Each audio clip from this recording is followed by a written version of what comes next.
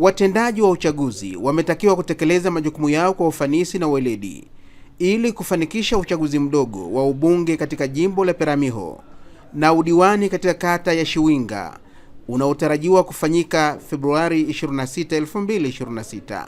Wito huo umetolewa na makamu mwenyekiti wa Tume Huru ya Taifa ya Uchaguzi, Jaji mstaafu wa Mahakama ya Rufaa Mheshimiwa Mbaruk Salim Baruk, Januari 26, 2026, wakati akifunga mafunzo ya watendaji wa uchaguzi yaliyofanyika kwa siku 3 mkoani Iringa.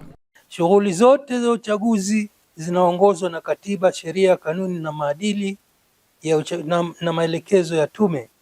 Hivyo, kwa niaba ya Tume Huru ya Taifa ya Uchaguzi, natumia nafasi hii kuendelea kuwasisitiza kuhusu umuhimu wa kutenga sehemu ya muda wenu kusoma katiba, sheria na maelekezo mbalimbali yanayotolewa na tume ili yawaongoze katika kusimamia uchaguzi. Mkikutana na changamoto zozote zile, msisite kufanya mawasiliano na watendaji wa tume.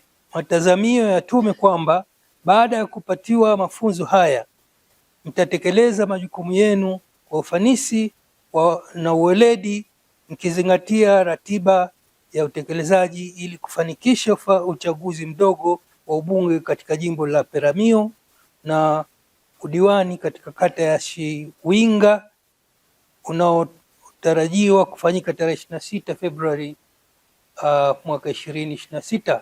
Makamu mwenyekiti wa tume, Jaji Mbaruk, amesisitiza kuwa ili ufanisi uwepo, ni muhimu watendaji hao wazingatie sifa na uwezo wakati wa kuteua na kuajili watendaji wa vituo vya kupigia kura, kwa kuwa hao ndio watakaosimamia zoezi la kupiga kura na kuhesabu kura vituoni.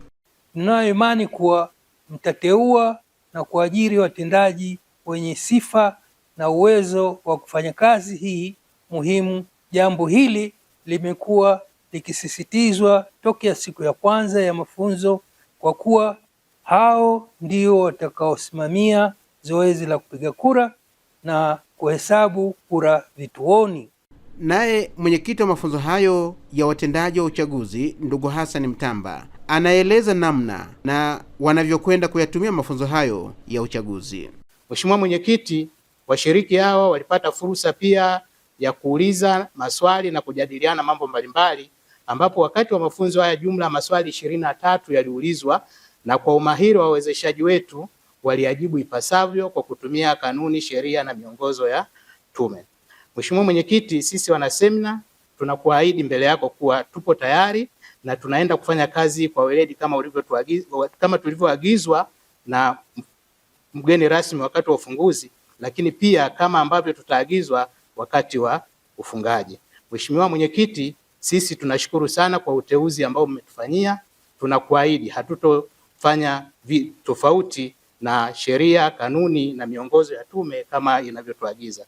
Mafunzo hayo yamewahusisha watendaji wa uchaguzi wa mikoa ya Songwe na Ruvuma, wasimamizi wa uchaguzi, wasimamizi wasaidizi wa uchaguzi ngazi ya jimbo, wasimamizi wa uchaguzi ngazi ya kata, maafisa uchaguzi, maafisa ununuzi na wahasibu. Mada kadhaa ziliwasilishwa ikiwa ni pamoja na majukumu ya watendaji wa uchaguzi, mambo muhimu ya kuzingatia, uteuzi wa wagombea, maadili na kampeni za uchaguzi, wajibu na majukumu ya watendaji wa vituo na utambulisho wa mawakala wa vyama vya siasa, taratibu za upigaji kura, taratibu za kuhesabu kura, kujumlisha kura na kutangaza matokeo. Mada zingine ni fomu zinazotumika kwenye uchaguzi, mapokezi na utunzaji wa vifaa vya uchaguzi na usimamizi wa fedha za uchaguzi. Kutoka hapa Iringa, mimi ni Shafiru Makosa wa Uchaguzi TV.